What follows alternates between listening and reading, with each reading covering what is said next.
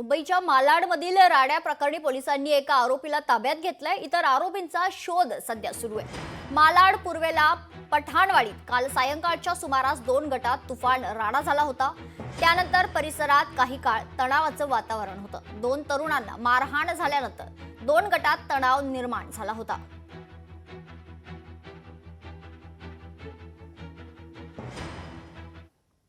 Kurar police स्टेशनमध्ये काल एक घटना घडली होती जी गैरसमजामुळे झालेली होती।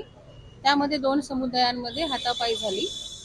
त्यानंतर कुरार पोलीस स्टेशन येथे तात्काळ गुन्हा दाखल करण्यात आलेला आहे। ज्या ठिकाणी ही परिस्थिती घडली ती देखील तात्काळ नियंत्रणात आणली गेलेली होती।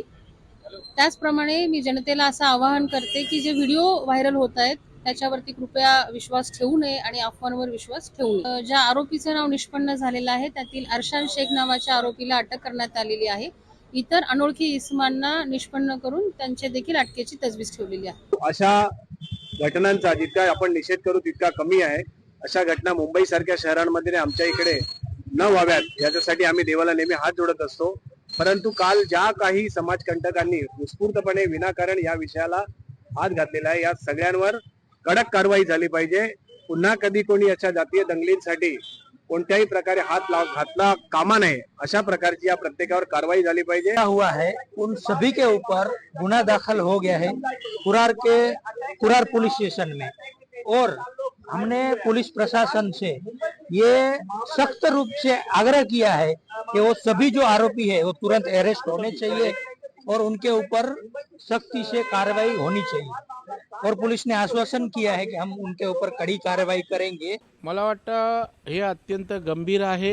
जर अशा प्रकारच्या प्रवृत्ती नववर्षाच्या दिवशी हिंदू सणाच्या दिवशी या पद्धतीनं वागणार असतील तर मला वाटतं या प्रवृत्तींना ठेचण्याची आवश्यकता आहे।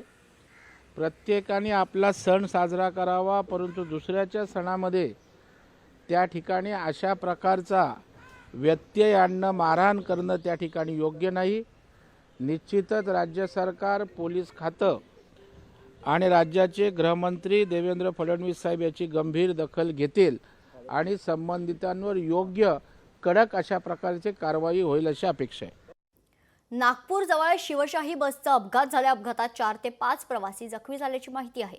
तुमसरवरून नागपूरला जात असताना ही दुर्घटना घडली आहे। कंटेनरच्या धडकेत बसचा अपघात झाला।